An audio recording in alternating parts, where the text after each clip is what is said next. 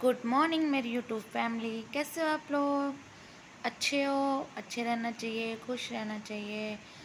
और आज मैं काम वाम कर चुकी हूँ और आज बाहर मौसम बारिश का हो चुका है। किसी भी टाइम आंधी आ सकती है। तो और फिर मैं आज आपसे बात करने के लिए आ चुकी हूँ। जैसे कल मैंने आपको बताया था कि मैं टिफ़िन सर्विस का काम करती हूँ, तो आज मैं आपको बताती हूँ कि मैंने अपनी ज़िंदगी में मतलब कि मैं भी कुछ करना चाहती थी, कुछ बनना चाहती थी। तो मैंने जो कोशिश कर सकी ज़िंदगी में वो आपसे शेयर करती हूँ। पर बन तो कुछ सकी नहीं, एक बीवी और एक माँ बन सकी हूँ अभी तक तो। तो पढ़ाई करी। पढ़ाई में सरकारी स्कूल में पढ़ते थे हम। तो दिक्कतें आई, पापा का एक्सीडेंट हो गया था उस टाइम, घर की कंडीशन ख़राब हो गई थी। तो पढ़ाई भी मतलब कंटिन्यू चल नहीं पाई। और फिर उसके बाद मैंने किया, क्या किया, उसके बाद मैंने सिलाई सीखी। सिलाई सीख के सोचा फैशन डिज़ाइनर का कोर्स करूँगी, तो वो भी नहीं हो सका। क्योंकि उस टाइम कहते हैं ना कि जब जो टाइम होता है उस टाइम का पता होता है कि हम 5 भाई बहन थे, हर किसी की पढ़ाई खर्चा, तो उसमें भी मैं कर नहीं पाई। उस टाइम 50,000 रुपये लगते थे फैशन डिज़ाइनर के, तो वो भी मैं नहीं कर पाई। फिर उसके बाद मैंने सीखा पार्लर का काम। पार्लर का काम सीखने के बाद मैंने प्राइवेट में जॉब करी। उस टाइम ये लगा लो प्रैक्टिस पे लगे कहीं, क्या देते थे प्रैक्टिस के लिए? कुछ नहीं देते थे। ये हमारे टाइम की बातें हैं। तो सपने भी बहुत सजाए, बड़ा सा पार्लर करूँगी। और मतलब कि हर किसी का सपना होता है, देखो सब एक ज़रूरत होती है, एक सपना होता है। उस टाइम सपना था कि हम भी लाइफ में कुछ करें, एक अपना नाम हो, एक अपनी पहचान हो। ये मेरी शुरू से रही है, पर अब कुछ हो नहीं पाया। तो मैंने पार्लर का कोर्स सीखा। फिर मेरी शादी हो गई और मैं अमन के साथ गुड़गांव रहती थी। वहाँ पे मैंने जॉब भी करी। मैं शादी से पहले ही मैं गुड़गांव जा चुकी थी जॉब करने के लिए, क्योंकि वहाँ पे कहते थे अच्छी सैलरी मिलती है। और पार्लर मैंने इसलिए नहीं किया क्योंकि अनमेरिड टाइम में पापा कहते थे क्या करेगी, शादी हो गई तो फिर तुझे बंद करना पड़ेगा। तो इस वजह से नहीं किया, शादी के बाद करना। तो फिर मैंने गुड़गांव शिफ्ट हो गए शादी के बाद। वहाँ पे मैंने जॉब करी।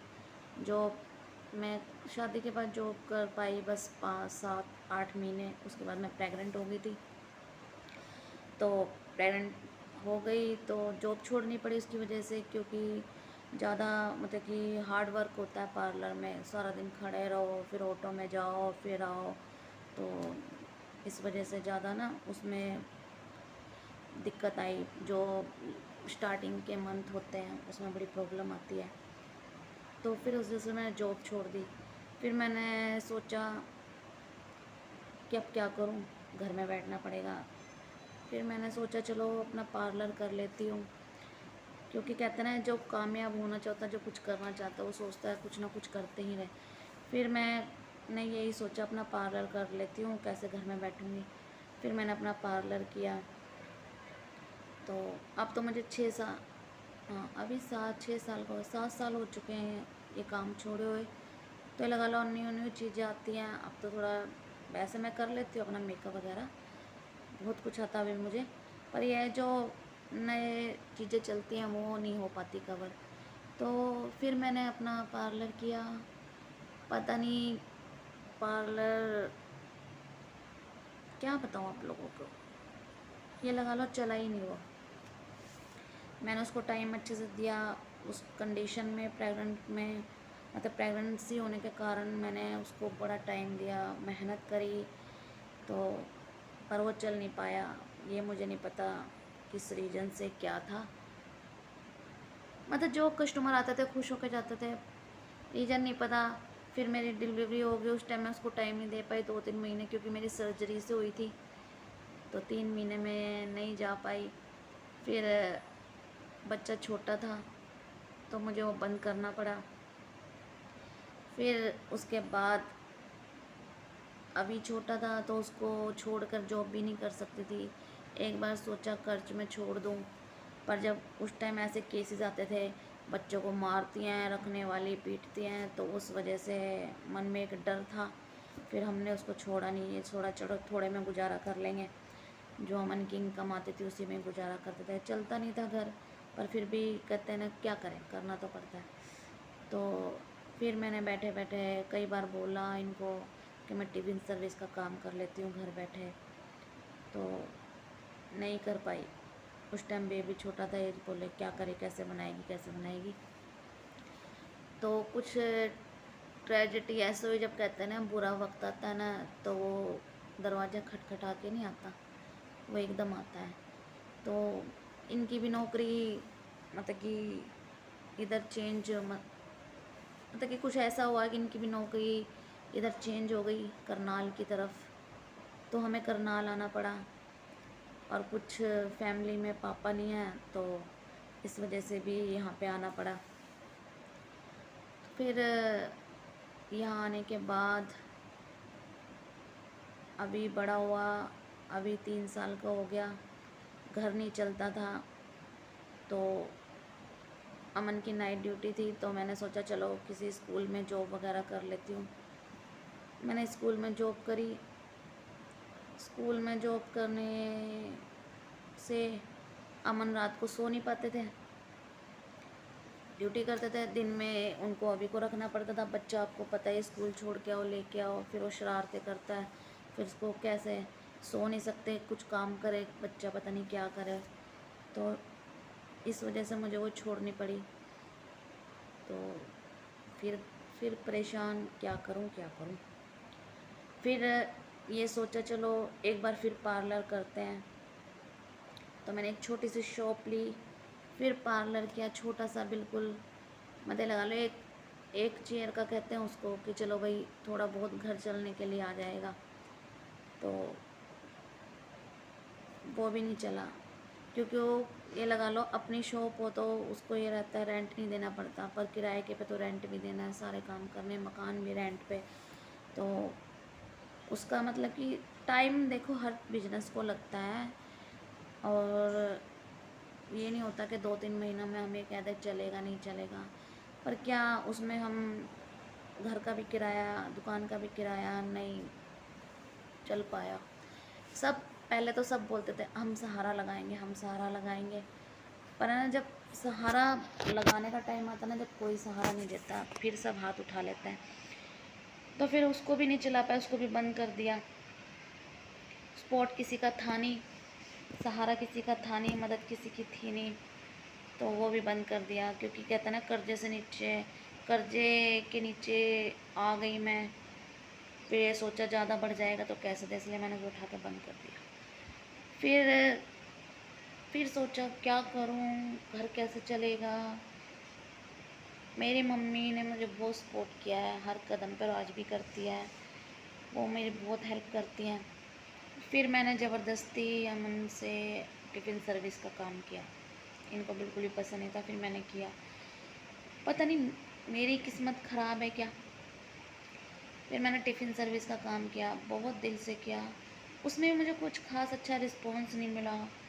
7, 6, 8, 10 टिफ़िन, इससे ज़्यादा नहीं। और ये भी कंटिन्यू नहीं रहते थे, 1 महीना चले गए फिर कम हो गए। तो मुझे टिफ़िन सर्विस का काम करते हो गए हैं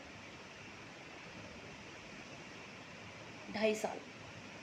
हम मानोगे 2.5 साल में आज भी मेरे सिर्फ 2 टिफ़िन है, जो मैंने आपको कल बताया था। बस इसलिए छोड़ती नहीं हूँ कि घर में कोई ना कोई सहारा लग जाता है। मोटा तो कमाती नहीं हूँ, वो कहते हैं ना, पर जिसकी ज़िंदगी में थोड़े की ज़रूरत होती है ना, वो थोड़ा थोड़ा जोड़ के ज़िंदगी गुजारता है। और हम थोड़ा थोड़ा करके अपना घर चलाते हैं, क्योंकि घर भी रेंट पे है, किराया भी भरना पड़ता है।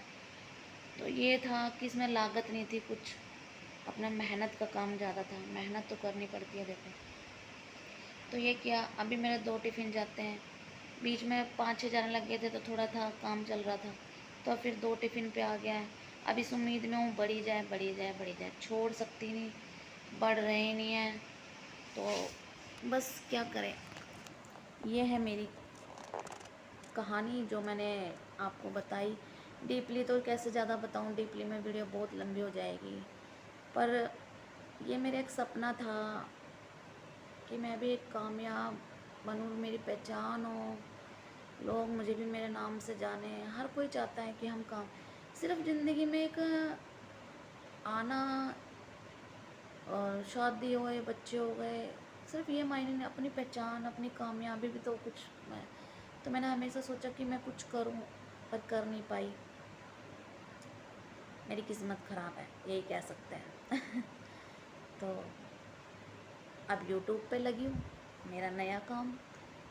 यूट्यूब पे लोगों को देखा कितनी मेहनत करते हैं, कोशिश करते हैं, तो मैंने सोचा चलो घर से बाहर मैं जा नहीं सकती जॉब, क्योंकि देखो एजुकेशन भी चाहिए अच्छी जॉब के लिए। ऐसा नहीं है कि जॉब, एक कम पढ़ा लिखा बंदा जॉब करता ज़्यादा मेहनत की, और अच्छी पढ़ाई लिखाई हो तो अच्छी जॉब सैलरी मिल जाती है। तो भाई देखो हम तो इतने अच्छे पढ़े लिखे नहीं हैं, झूठ क्यों बोले, तो जॉब कर नहीं सकते, बच्चा भी संभालना होता है। तो अब यूट्यूब का काम किया, सोचा यूट्यूब पे कामयाबी हासिल हो जाए कि हम भी ज़िंदगी में कुछ कर सकें। पर यहाँ पे भी अभी तो कोई उम्मीद नहीं है।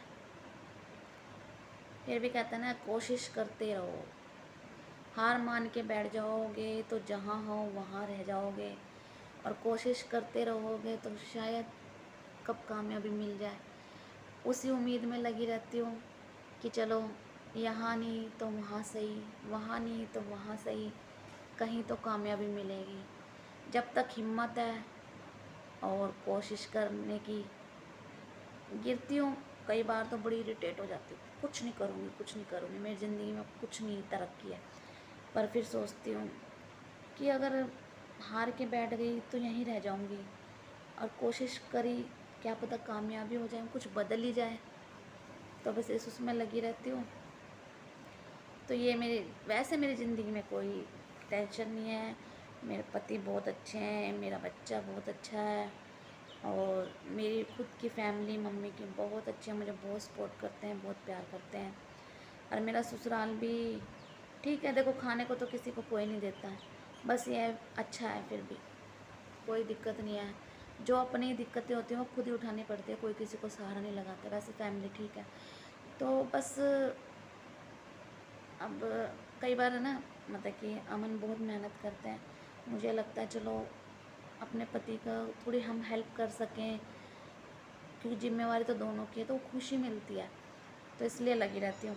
देखो अब यूट्यूब पे क्या होता है, यूट्यूब पे अभी तो कोई अच्छा रिस्पॉन्स नहीं है, बस यहाँ तो आप लोगों की सपोर्ट ही है जो मुझे कामयाब बना सकती है। देखते हैं कब होएंगे।